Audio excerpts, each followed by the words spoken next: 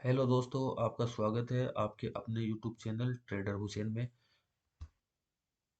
आज के इस वीडियो में मैं आपके लिए लेकर आया हूँ स्कैल्पिंग स्ट्रेटेजी। मैं आपको आज जीरो से बताने वाला हूँ कि स्कैल्पिंग कौन कौन कर सकता है। स्कैल्पिंग के अंदर आप अपना कैरियर बना सकते हैं। स्कैल्पिंग के नाम से ही पता चल रहा है कि जो स्कैल्पिंग होती है उसमें आप छोटा छोटा प्रॉफिट बुक करोगे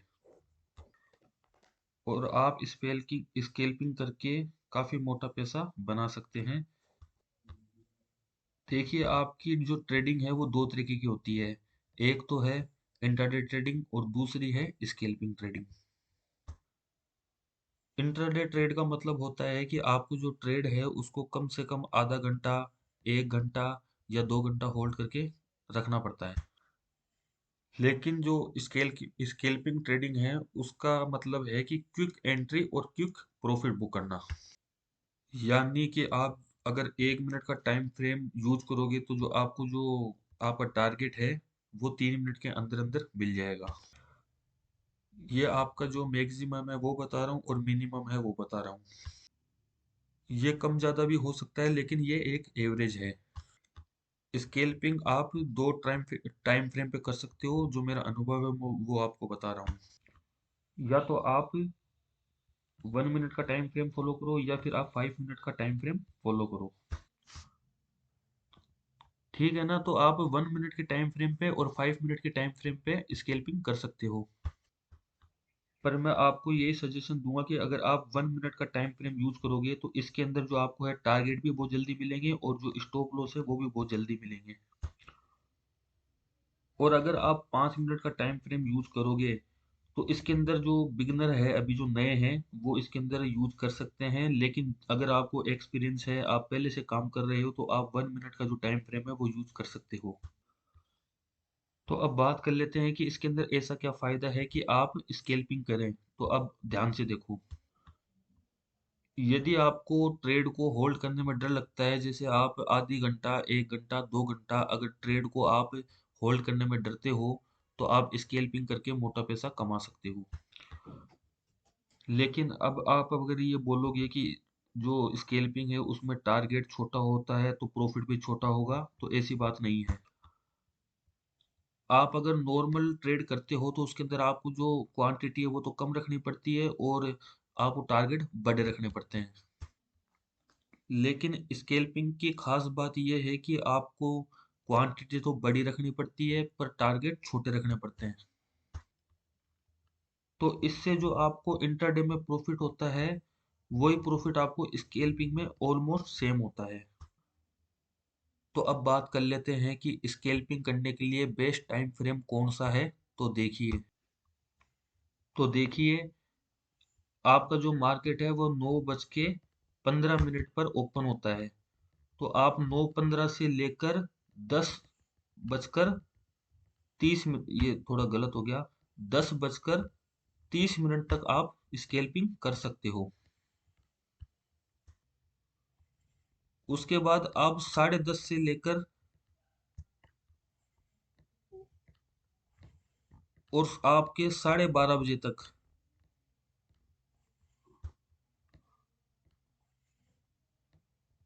आप मार्केट को होल्ड कर सकते हो, क्योंकि इसके अंदर इस ये जो टाइम है इसके अंदर आपका मार्केट जो है वो एक रेंज के अंदर रहता है, तो आपको इसके अंदर स्कैल्पिंग नहीं करनी है। उसके बाद आप 12:30 बजे के बाद या 1 बजे के बाद वापस स्कैल्पिंग शुरू कर सकते हो और आप स्कैल्पिंग 3:30 बजे तक कर सकते हो जब तक आपका मार्केट चालू रहता है। लेकिन इसके साथ मैं आपको बता दूं कि अगर आपको स्कैल्पिंग करनी है तो आप दिन में या तो 1 घंटा या फिर 2 घंटा, ज़्यादा स्कैल्पिंग नहीं करनी है, क्योंकि हो सकता है कि आप अगर ज़्यादा ओवर ट्रेड करते हो तो आपकी जो प्रॉफिट है, प्रॉफिट के साथ साथ आपका लॉस भी हो सकता है। अब बात कर लेते हैं कि अपन को स्कैल्पिंग में कितनी ट्रेड करनी पड़ती है। तो देखिए दोस्तों, अगर आप स्कैल्पिंग करना चाहते हैं, लेकिन आपको मैं यही सजेस्ट करूंगा कि अगर आप स्कैल्पिंग करते हो तो आप ज़्यादा से ज़्यादा 5 ट्रेड या फिर उससे ज़्यादा 10 ट्रेड लो। इससे ज़्यादा आपको ट्रेड लेने की जरूरत नहीं है स्केल्पिंग के अंदर। तो अब बात कर लेते हैं कि इसके अंदर आपको स्ट्राइक प्राइस है वो कौन सा यूज करना है। तो इसके अंदर आप या तो एटीएम बाय कर सकते हो या फिर आईटीएम बाय कर सकते हो। इन द मनी वाला ले सकते हो या फिर एट द मनी वाला ले सकते हो। स्केल्पिंग का मतलब होता है कि फास्ट एंट्री और फास्ट एग्जिट। तो इसका मतलब ये होता है कि अगर आप strike price out the money लोगे ना, तो ये जब तक आपका इंक्रीज होएगा जब तक तो आपका इन स्ट्राइक प्राइस में टारगेट हिट हो चुका होगा। तो इससे क्या होगा कि आपको जो आउट द मनी है उसके अंदर तो आपको प्रॉफिट होगा नहीं, तो आप इसके अंदर एट द मनी या फिर इन द मनी का ही स्ट्राइक प्राइस को बाय करें। इसके अंदर दोस्तों क्या होता है कि जैसे मार्केट आपकी तरफ मूव करता है ना, तो इसके अंदर आपको फास्ट जो प्रॉफिट है आपका वो प्रॉफिट आपको मिल जाता है। तो दोस्तों अब बात कर लेते हैं कि स्केल्पिंग के लिए आपके कौन सा जो दिन है वो आपके लिए बेस्ट रहेगा। तो दोस्तों मेरा जो फेवरेट दिन है इसका स्केल्पिंग का, वो मेरा एक तो मैं वेनेसडे को मानता हूँ, और दूसरा जो है मैं जो एक्सपायरी होती है उसका मानता हूँ। तो आप इसके अंदर स्केल्पिंग अगर चाहो तो आप वीकली एक्सपायरी पे भी कर सकते हो और मंथली एक्सपायरी पे भी कर सकते हो। लेकिन दोस्तों आप एक चीज का ध्यान रखो कि आपको फ्राइडे वाले दिन और मंडे वाले दिन आपको स्केल्पिंग नहीं करनी है। सिर्फ आपको इंट्राडे जो आप ट्रेडिंग करते हो आपको वही ट्रेडिंग करनी है। फ्राइडे और मंडे को आपको स्केल्पिंग नहीं करनी है, क्योंकि इस दिन ज्यादातर मार्केट साइडवेज रहता है।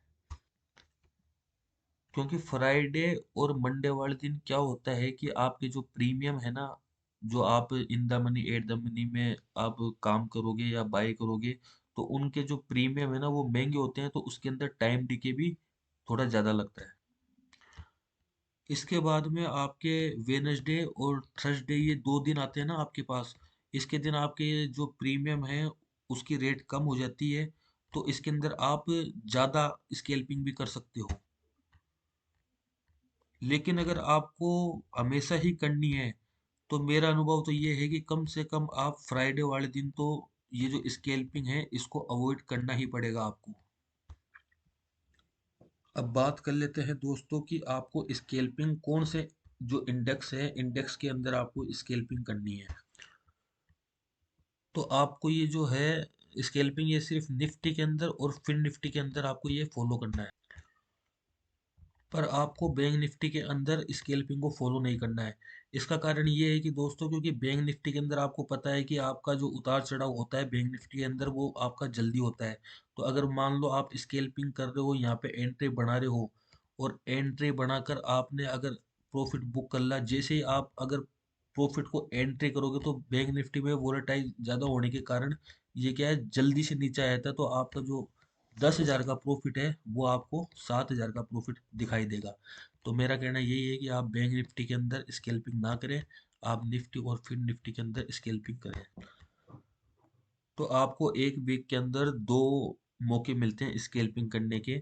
जैसे अपने ट्यूसडे को तो फिर निफ्टी की एक्सपायरी है और थर्सडे को निफ्टी की एक्सपायरी है। तो आप इन दो एक्सपायरी पे स्केल्पिंग कर सकते हैं। अब बात कर लेते हैं दोस्तों इसके अंदर आपको कितने पॉइंट का टारगेट और कितने पॉइंट का स्टॉप लॉस इसके अंदर आपको रखना है। तो जैसे मान लेते हैं आपका जो प्रीमियम की प्राइस है वो है 100 रुपये। तो इसके अंदर आप जो स्टॉप लॉस है वो ज़्यादा से ज़्यादा 4 या 5 या 10 रुपये का आप स्टॉप लॉस इसके अंदर रख सकते हैं। और आप इसके अंदर टारगेट कितना रखेंगे, इसका टारगेट आपको डबल या ट्रिपल कम से कम 2 गुना या 3 गुना कम से कम इसका टारगेट आपको रखना है।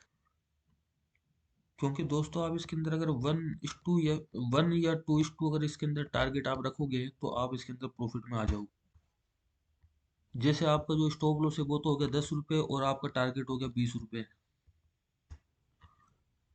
लेकिन अगर इसके अंदर आपने टारगेट तो रखा 50 रुपए का और स्टॉप लॉस रखा आपने 10 रुपए का, तो इसके अंदर आपका क्या है कि जो टारगेट है वो तो बहुत कम हिट होंगे, पर आपकी जो स्टॉप लॉस है वो काफी ज्यादा लग जाएंगे, तो इससे आपको स्केल्पिंग करके कोई फायदा नहीं मिलेगा। लेकिन अगर आपने टारगेट भी 10 रुपए का रख लिया और स्टॉप लॉस भी 10 रुपए का रख लिया, तो आपका जो टारगेट है वो भी 10 रुपए और आपका जो स्टॉप लॉस है वो भी, तो दोनों ये बराबर हो गए। तो इसके कारण आप क्या है कि इसके अंदर कॉस्ट टू कॉस्ट रहोगे या फिर थोड़ा बहुत लॉस में रहोगे, और आपको पता है कि अगर आप ट्रेडिंग करोगे तो इसके अंदर आपकी जो चार्जेज है, ब्रोकरेज चार्ज है, जो आपने टैक्स वगैरह एसटीटी वगैरह हुआ, सेबी चार्ज वगैरह हुआ, वो तो आपका लगना ही लगना है। इसलिए अगर आप स्टॉप लॉस अगर 10 रुपए का रखते हो तो आपको टारगेट या तो 20 रुपए का रखना पड़ेगा या आपको 30 रुपए का रखना पड़ेगा, जब भी आप प्रॉफिट के अंदर आ सकते हो। यानी आपका जो स्टॉप लॉस है उसका डबल या 3 गुना ज्यादा आपको इसके अंदर आपका टारगेट रखना है। जैसे आपने 100 रुपए का ऑप्शन लिया और उसका स्टॉप लॉस आपने रख लिया 97 का, और आपका टारगेट क्या होगा 106 रुपये यानी 106, ये इजीली अचीव हो जाएगा। लेकिन आप अगर इंट्राडे ट्रेड करते हो और आपने 100 रुपये में कोई चीज बाई करी, उसका स्टॉप लॉस तो आपने रखा 50 रुपए का और टारगेट अगर आपने रख दिया 200 रुपए का, तो क्या आपका जो ये टारगेट है आपने 200 रुपये रखा, ये आपका हिट हो जाएगा? नहीं, इसका आंसर है नहीं, ये नहीं होगा।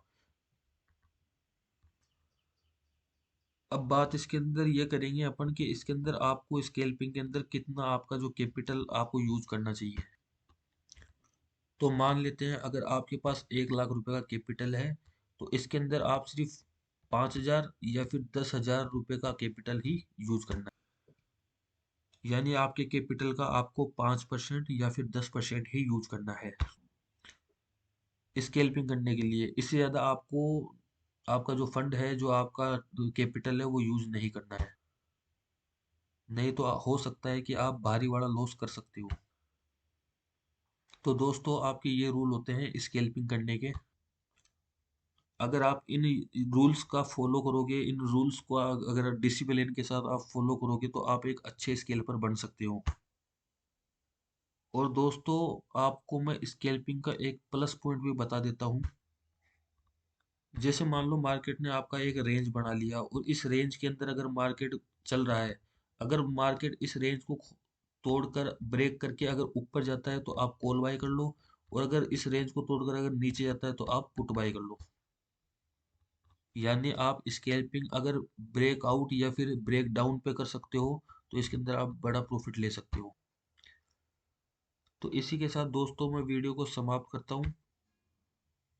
और अगर आपको वीडियो अच्छी लगी तो आप इस वीडियो को लाइक करें और चैनल को सब्सक्राइब करें, ताकि आगे की जो भी अपडेट है वो आपके पास आता रहे। जो भी मैं वीडियो बनाऊंगा मेरे चैनल पे और अपलोड करूंगा, वो आपका उसके पास नोटिफिकेशन आ बकरे, तो इसके लिए आप चैनल को सब्सक्राइब जरूर करें। धन्यवाद।